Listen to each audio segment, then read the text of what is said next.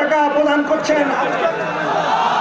হাসিনা সেই চক্রান্তের পথ বেয়ে তার পতনের 4 দিন আগে জামাত ইসলামকে নিষিদ্ধ ঘোষণা করেছিল। 4 দিনের আগে যে জামাতকে তুমি নিষিদ্ধ করে পালিয়ে গিয়েছ, 4 দিন পরে সেই জামাতকে আল্লাহ তাআলা মর্যাদা দিয়ে মর্যাদার আসনে উন্নীত করে দিয়েছে। সেই রাষ্ট্রের রাষ্ট্রপ্রধান, সেনাপ্রধান, প্রধান উপদেষ্টা জামাত ইসলামীকে আমন্ত্রণ জানিয়েছে, সরকার গঠনে সাহায্য চেয়েছে। যে জামাত নিষিদ্ধ করেছিল বাংলাদেশের জনগণ, তোমাকে নিষিদ্ধ করে জামাতকে বৈধ ঘোষণা করেছে।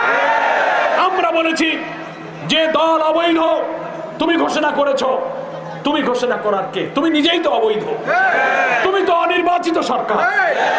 বন্দুক ধরে জবরদস্তি করে ব্যালট কেটে তুমি ক্ষমতায় এসেছো, ফলে অবৈধ সরকারের ঘোষণাটাও অবৈধ। আমরা এটা মানি না,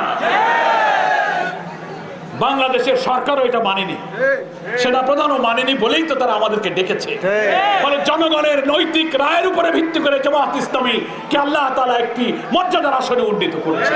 আমাদের হাজার হাজার মামলা দেওয়া হয়েছে, ব্যবসা বাণিজ্য, দোকানপাট, লেখাপড়া, চাকরি, বাড়িতে ঘুমাতে পারেনি, জেল খেটে খেটে 15টা বছরে আমাদের জীবন তছনছ হয়ে গেছে। আমরা সেই কালো দিন আর ফেরত আনতে চাই না। ইনশাআল্লাহ মহান আল্লাহ এই অত্যাচারী শাসকের কালো অধ্যায় পেরিয়ে নতুন মুক্তির এক সূর্য উদয় করেছেন। আমরা সেই সূর্যের আলোতে ভবিষ্যৎ প্রজন্মের জন্য একটি নতুন বাংলাদেশ আমরা গড়বো ইনশাআল্লাহ। এই বাগেরহাটের 5 জন শহীদ হবে সেই গর্বের অংশীদার। আমরা এদের স্মৃতি এবং গর্বকে ধারণ করে বাংলাদেশে চলবো। এই সরকারকে কথা দিয়েছি, এই নতুন রাষ্ট্র নির্মাণে বাংলাদেশ জামাত ইসলামী এই সরকারকে সহযোগিতা করবে। অন্তর্বর্তীকালীন সরকারের প্রধান উপদেষ্টা নোবেল বিজয়ী ডক্টর প্রফেসর ইউনূস জামাত ইসলামীকে আমন্ত্রণ জানিয়েছিলেন।